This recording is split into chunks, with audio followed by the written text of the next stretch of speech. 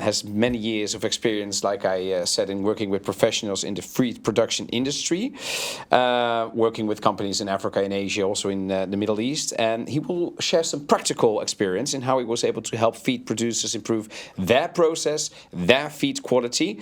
So implications for high temperature climate zones. It's a business case, and the floor, Paul, is completely yours. Yeah, thank you very much. Good morning, good afternoon again. Thank you for joining our live stream here at FeedTechnoVision, and more than happy to guide you through some ideas to further boost your margin potential or confirm whatever you already are doing now, at least to make you aware about certain risks you need to be willing to take, talking about raw material storage that we discussed earlier as well. So, in my opinion, what I see a lot is when margins are eroding at feed mill level, the first thing that nutritionists are doing and plant managers is to get rid of the most expensive raw materials or elements inside the recipe. So, you know, when you would like to lower cost in a feed mill, it could potentially be a strategy full of pitfalls, because in the end of the day, you need to evaluate what is the added value of each element. And it could be when you're adding particular micro ingredients like feed additives, which have a proven effect by lowering the feed conversion ratio at farm level, that it really is contribute value to leave them inside your recipe.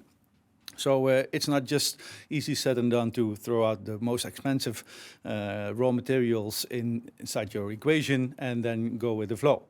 Now, and for that reason, I believe it's what I try to focus on in this coming 50 minutes is to give you some practical ideas on the control of the quality of raw material.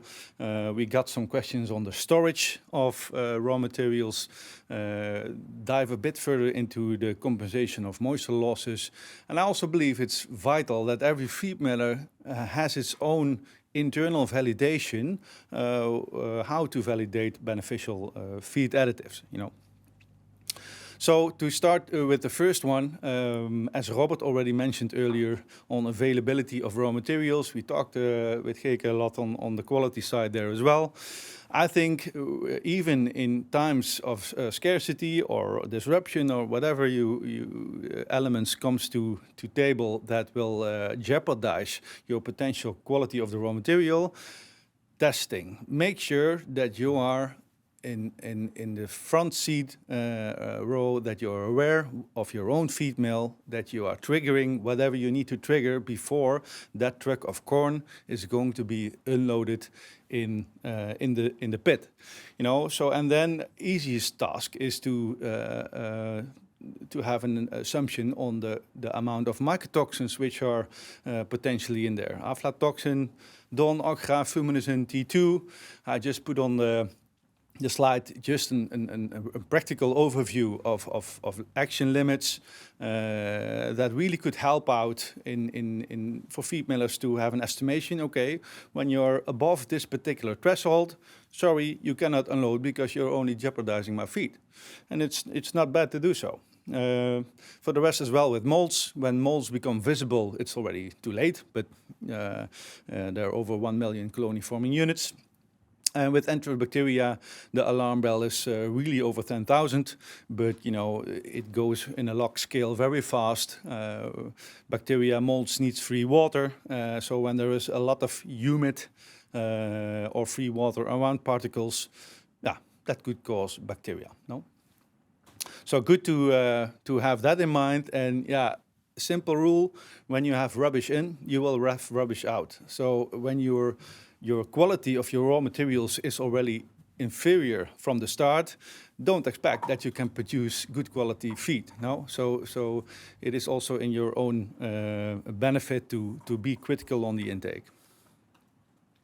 Hence, what I also see is when there is disruption in availability, that feed millers are increasing their storage time, because then at least they have substantial amount of raw material in silos. No, so but then you need to be aware. Okay, what is the risk of storing in certain circumstances. And the US Grain Council made this nice graph, which is an indicator that when you would utilize corn, for example, of 15% moisture, and you would store it in an ambient environment of 35 degrees, then you effectively can store it for only 4 days without jeopardizing the quality of the corn. Now, when you are a feed mill and you're allocated in India or in Indonesia, and you have corn of 13% at 30 degrees, and you would likely to store it for 3 months, then you see in this graph that normally, effectively, you would store it for 1 month and a bit, in a good way, but then it starts to deteriorate when there is no aeration or no additional preservation tools inside the raw material. So you need to, what is the essence of this graph? You need to make your own risk evaluation, whether you like to have an extra insurance as for preservation, whether it is worthwhile for your way of storage that you're adding preservatives, yes or no. The only thing I can mention is that when there is impact of mold reduction, nutritional reduction by molds, then we see that the metabolic energy, the crude protein, and the fat content will go down, and on average that will result in a loss. There are a lot of scientists who already made that clear. There is not an overall rule that you say, okay, when you have 1 spot of mold, you will have 6% of loss, but easy calculation, as Pedro this morning already outlined, that 90% of the cost is due to raw material, then, okay, when you calculate 6%, it's easy $15, and that's when corn would be $250 per ton. And I think in many cases it's even higher than that. No, so $15 loss, okay, can we mitigate that by adding a prevention in terms of or part of it as a prevention to overcome this loss? That is what you need to evaluate, and whether it is on corn with molds or more related to soy or other fatty raw material kinds that are likely to be contaminated with salmonella or enterobacteria, that is what you need to analyze. So yeah, all about analysis, a lot of analysis. I like analysis. So it's good when you are in a feed mill that you have certain analysis at your own disposal. I think that most of the guys, they have already moisture balances, they have pH meters, they have a pellet quality meter, PDI, peridurability. They have even NIR to get the more nutritional standards there. But also think about mold, entero counts, salmonella counts. I understand that not the common feed miller has the capability to trigger these contamination levels in feed, but it's good that you are aware that every now and then you send out a sample to either an external lab to have an understanding, okay, what is the quality and impact of my raw materials on these particular contamination rates. No? Different is that, in my opinion, for the mycotoxin analysis, because I believe that every feed mill should have its own quick test analysis to have an opinion on the incoming raw material in terms of mycotoxins. We all know that you cannot just by heat treatment get rid of mycotoxins. No, then other systems need to come in place to do so. We already briefly discussed on AW value. AW value is a way of measuring the free water activity in the feed that, I think in most cases is done in pet food. Pet food where you store for 12 to 18 months. They steer at a AW value of 0.62. Molds are on average growing from 0.65 to 7. Bacteria are growing from 0.8 onwards, and the max is 1. Good to have an understanding of that as well. For sake of confirmation, it is also good when you are utilizing particular organic acids in the feed that you every now and then do a retention test. So whatever it is in an expensive feed additive that you are purchasing, is it coming down to the feed? No, so it's essential to trigger if your equipment is doing the right job. And talking of which, I believe that dosing equipment really assures 50% of your success. You can invest in a very good or expensive or whatever feed additive, but when it's a liquid and it needs to be dispersed evenly, let's say 1 kg or 10 kg in 1,000 kgs, you can imagine that you need to have good quality equipment with nozzles, like Ernst already indicated. It's important. Now, so far so good. I think that also elaborate a little bit on the moisture management topic.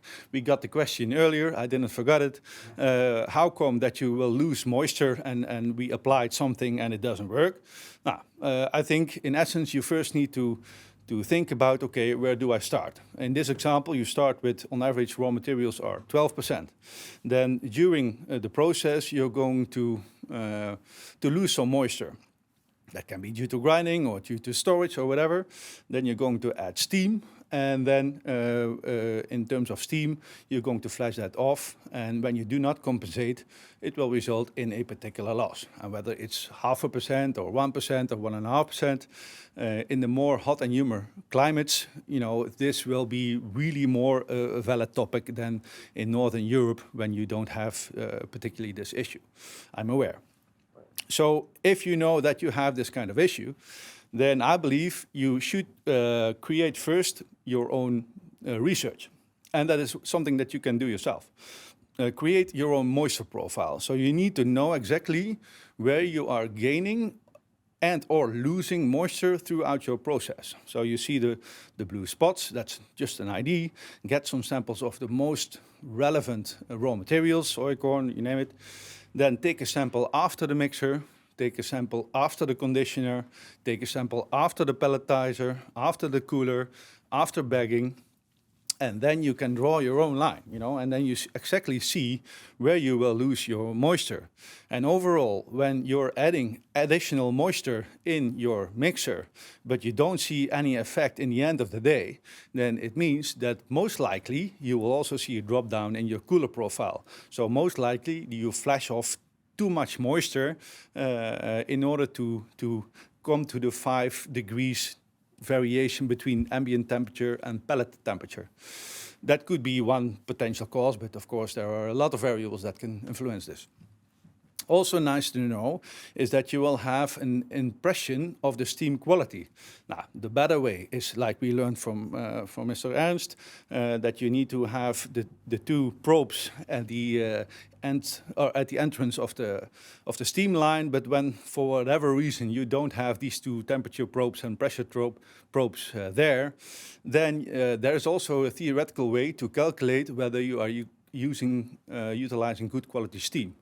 And in this example, when you are taking the sample at the conditioner, it's about the conditioning temperature. So assuming that you're producing poultry feed with 80 degrees, you are in a humid, hot climate, of which is 30 degrees, then delta, the difference is 50 degrees. And there is a rule of thumb that when you are utilizing good quality steam, you can divide it by 16. And then you end up that you can calculate, okay, that difference is nearly 3%, and 3% equals then the extra moisture you are adding in the conditioner. So to make it practical, when you compare the sample after the mixer with the sample after the conditioner, that difference should be 3. No? Make sure practically that when you catch the hot, humid sample of 80 degrees, first that you don't burn your hands, but secondly that you zip the bag and that the moisture will not condensate out of the bag. Because when you shake it and measure it in the lab, it needs to be still there. No? But it helps you to have an understanding, okay, am I using decent quality steam? Now, having all said that, then it's still in your own responsibility. How are you going to cope with this? The easiest way is just to adapt water. No, nothing else, because margins are thin. No additives, because it's only costly. It doesn't add value. Don't do it. Now, that's a that's a way to go. You can talk a lot about this, whether it is sufficient. It's really depending on your usage of the feed. What shelf life do you require in the feed? How much extra moisture are you going to add in the feed? How fast will it be absorbed by the feed? And our opinion is there that you need to do it in a safe way, because you can build your brand name only once, but you can destroy it in 2 days. No, so you would like to avoid claims there, and that is what we say. Okay, reevaluate when you are utilizing only water, and try to combine it in a more safer way with a mold inhibitor or with a surfactant kind of product. Is that beneficial? Yeah, it's beneficial. I believe that we see examples that you can compensate the losses that you had, and then some feed millers tell me, yeah, but I already arranged that. Our nutritionist is adding the right moisture levels when we enter the composition in our system. You cannot every day compensate those moisture levels. It simply will not happen. So to compensate the losses that you initially occurred in your process is not a bad thing. You can debate if you are really increasing moisture levels to a certain extent whether it would add value. Yeah, there are pros and cons for that, but I leave that in the middle. But overall, I think moisture management is a critical thing to bear in mind, and it can really gain you money in the short term. Either more capacity, better pellet quality, and in the end of the day, a nice return of investment. So that brings me basically to the last slide. Small recap. I think we discussed already a lot this morning about quality parameters. When things are getting unsure, that you be on top of things, that you measure, know what gets inside. We talked about moisture management. In the end of the day, I like to trigger you. It's not about the feed price. I think your farmers will evaluate you on the feed price times the FCR. So how much feed do I need to grow my chicken in a decent way? And the lower amount of feed that they substantially require to grow the animal, the better it is. And that is where you will be, that is where your evaluation and your focus should be. So thank you very much for this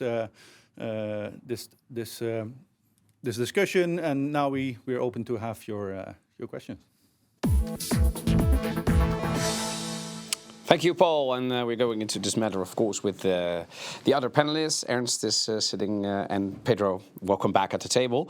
I have some specific questions for you, Paul, just before we go into the final discussion here at the table. A few questions. Do they really know what is the incoming quality? What is your opinion? I mean, you have traveled around the world. You are a professional for already, and maybe Ernst as well. I mean, what is your vote for that? I mean, is 100% knowing what the incoming quality is?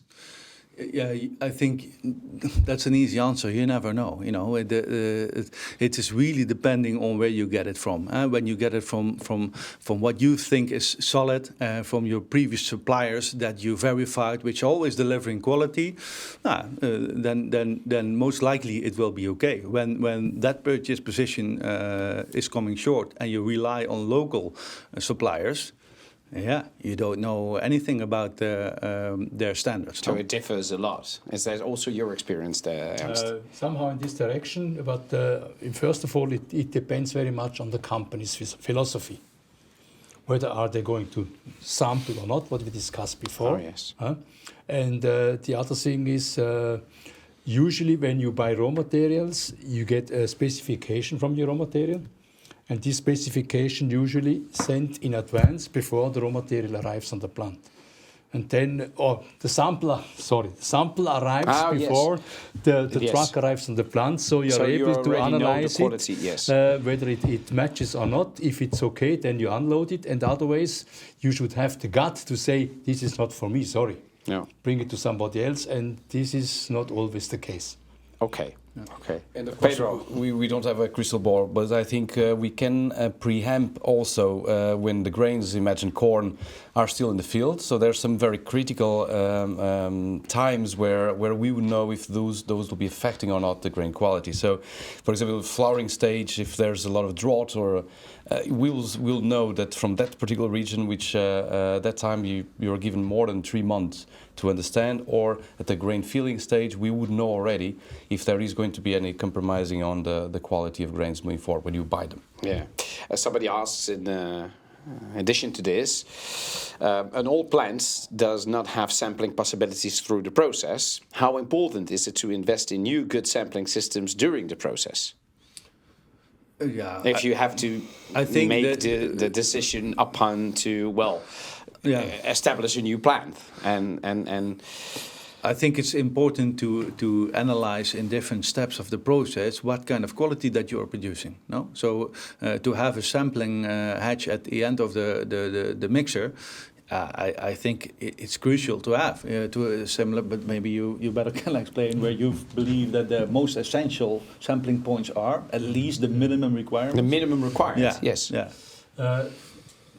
I believe this is the future of feed milling in general, that we are going to utilize more digitalization, more automation. That means quality analyzers, for instance, for particle size. Yes. After the hammer mill, that you have an equipment to measure the particle size right away. Once you get the answer in the finished product, 10, 20, 30, 40 tons have been produced with too large of particles. You know, so I believe this is the future. And the future is to be more in control, and therefore having more all parts of the process monitored and getting the answer in an early stage. This contributes also to lower energy consumption. Be more flexible, be more informed about what happens in the plant. Yes, and reducing costs. Yes. And gaining better quality at the end, because of course everybody wants that. Speaking about corn, you mentioned about corn. To determine if corn is stored safe, could you say in how many of the cases that you've seen there is room for improvement? Yeah, it basically comes with what Ernst already pointed out in mainly the hot and humid areas, yes, where you have over 85% of humidity. Mm-hmm. You know, when you store corn for a certain time, it's the best way is to use aerated air, so that you if there is. Now, let's put it like this: when you have microbes, they have the ability to produce water, to produce heat, and that will deteriorate your stuff. So when you utilize air, then you blow out the heat. You make sure that there is no development of microbes, or at least you delay it. And that's the essence of aerating, aeration of air. But when the air available is very humid, over 85% humidity, then you only basically are going to put in moist. With all the consequences, because we learned what impact can be of moisture. Yeah. A couple of specific questions. Let us dive in the Mentimeter, because a couple of people have. Let me start with the question. Good morning, Paul. What is the digitalizations that you are using for supporting the savings at feed mills? The digitalization, that's a good point. I think it's what we try to work on in terms of moisture management, and that is more related to equipment, is inline measurements. Measurements. It depends also on the kind of feed mill, but when you know that you can produce a constant level of moisture, you could attach microwave sensors or even inline NIR equipment. It's expensive, but it will. It's quite an investment if you have an old plant that doesn't have it. But overall, I believe that you are more steadily, and you will find your earnings. So it's an investment, actually. It's an investment. It's an investment. I would call it moderate investment. Moderate investment. Yeah. It's not really low, and it's not really high. Okay. But it's an investment, definitely. Okay. May you say something about correlation between PDI and pellet hardness? Okay. PDI means durability, and durability means fine particles after sieving, after tumbling. So in general, and hardness means if you're going to squeeze the pellet until it breaks. Okay, these are the two units. And in general, we can say durability and hardness goes together. Durability improves and hardness becomes harder. So it goes basically together. And hardness might further increase, for instance, rabbit pellets in typical example. The one we're laying on the table here. While on the other hand, you can't get zero durability. There is always a certain number of ages which will break off, so you can get a good durability, but sooner or later it stagnates because some corners will just break, even though the hardness still improves. Okay. This is maybe the difference. In general, it goes together, better hardness, better durability, but then durability stagnates sooner or later. Paul? I also like to point out that pellet durability is also a bit of an emotional thing. It's not always rational because every commercial feed miller says, I need to have a PDI above 90, otherwise it's crap. And I think you should evaluate, so what is the quality of your pellets should be evaluated in what is the perceived quality of your end user, of your farmer. What is the perceived quality of the end user? So if your end user is seeing nice pellets in front of his animals, not falling apart is that if that's not supposed to happen, yes, of course, then he's not complaining, you know. But sometimes the ability to make 5 points more stronger pellet quality is not worthwhile the economical impact. Okay, yes. In the feed mill. Then the investment is not worth it. Yeah. Indeed. It also has to do with the application, right? And the transportation time that you would have those pellets and how we deliver it as well. So, indeed, it has to do in the end with what would that customer expect. And you see, and that's funny for me to see when you compare integrators with commercial feed mills. Then integrators, they produce their own feed, and they have their own farms. So they say, for us the quality is good enough. But when you have the commercial feed millers who go to external farmers, then we need to have high pellet quality because otherwise they are complaining. Because It's the appearance. It's a great smell right now because I touched the pellets right now, so I've got all the aromas. This contains, I didn't mention it today, but usually I mention it on any presentation I do about pelleting. Produce pellets good as required, not good as possible. Yeah. So, good. There's a good difference. As required will be here, good as possible is here. Yes. And this gap is nobody is going to pay for. No. That will save you cost. Yes. That will save you cost. That's a great tip. Thank you. A final question, and then I'm going to talk a little bit about mitigating processing losses, which actually we were all talking about. But this is a question, and it's the first question. It was raised after 1 minute of your presentation, and I'm just putting it in the middle. Is insect meal a popular raw material for feed production? ? Further, what's the conversion rate of insect meal to replace fish meal, and when? In capitals. Yeah, for me that's a tough question to answer. In the area of Africa, but not only in Africa, we do a lot of testing with the black soldier fly, and it looks promising. But to tell you exactly, this is the amount of insect meal that you should replace with fish meal or whatever. I think it depends highly on the species as well. But that's not my cup of tea. I believe there is a possibility and there is potential to utilize insect meal, but depends very much on their nutritive values, chemical properties. And for these things, I cannot answer. I'm not a nutritionist, but I see a potential. Okay. So to elaborate furthermore, how are you currently mitigating processing losses? That's the question, actually, one of the final questions that I have for you. Their attendees and also here at the table, of course. Currently mitigating processing losses. Pedro, what are the threats, actually, if we look to processing losses? Yeah, I think, based on the current scenario where we have energy prices going up. I mean, I think that's for me the one that strikes me the most, as we talked before. around 90% of the operation costs will be related to energy and raw materials, but energy is really high up there. And you mentioned that as well, Ernst, that a lot of it is to do with the later part of the process as well. So I think focusing on that areas where we can save some money. I think also Ricky mentioned several times focus on people in training, because a lot of times people would be the ones that can in the end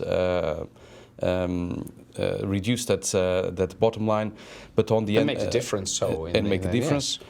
And as Ernst mentioned, through all the process, I saw the numbers around even 30% of savings that can be made. So I think there's a lot to do in terms of optimizing the feed processing technology and use it as to reduce the energy costs. We was talking also in the presentation, of course, of Paul about mycotoxin analysis. And I remember your presentation. This is actually the bare minimum, and a lot of have that. But actually, you should have. Do all feed mills have mycotoxin analysis? Yeah, by now, I believe. By now? I believe. Okay. Let's say. Yeah, it depends a bit on the size of the mill. Yeah. That's not carved in stone. But when you have a feed mill of around 70,000 tons and above, 50,000 tons and above, they have. But yes. They should have at least. Yes. And I see that the ones below, they more or less rely on external validation of mycotoxins. Okay. It's a rapid determination. Yeah. And they should have it, eh?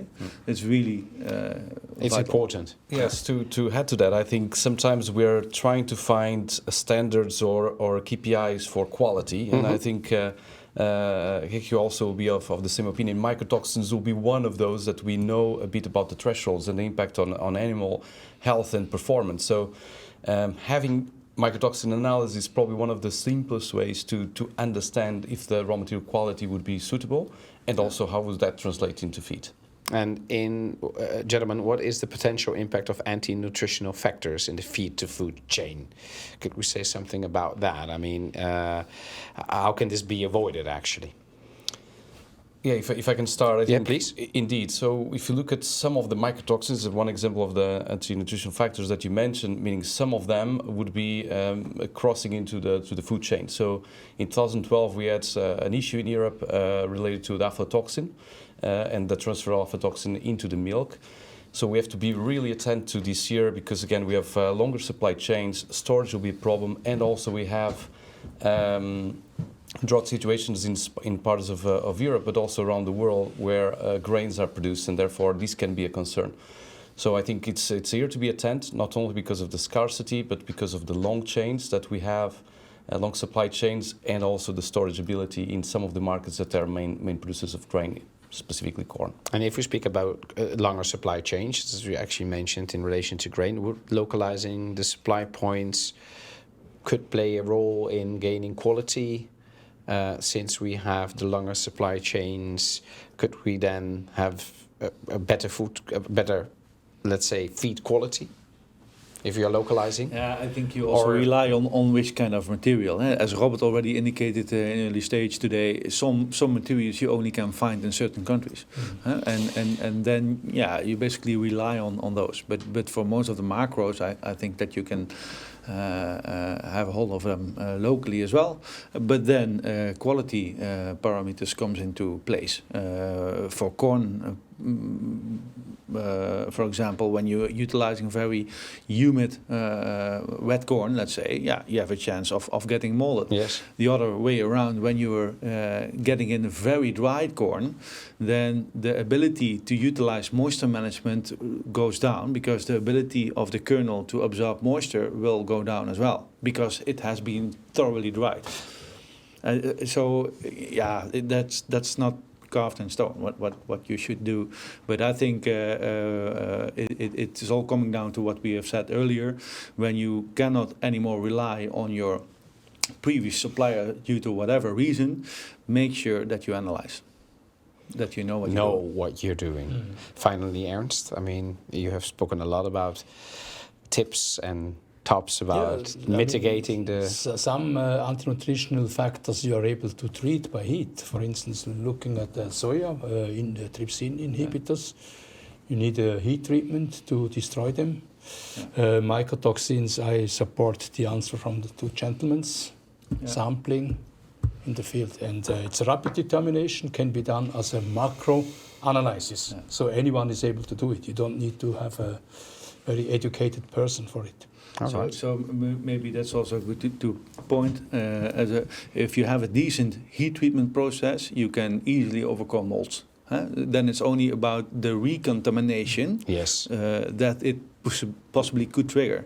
When you talk about salmonella, you need to have a certain temperature requirement in your conditioner, depending on the kind of salmonella. But then easily you need to think in 1 minute retention at least in your conditioner. I think you can tell more about that. But when for whatever reason you cannot maintain that in your local feed mill, and you do have a salmonella issue or enterobacteria issue, then the only possible way to overcome it is by adding preservatives who also have the ability to reduce the entero or salmonella count.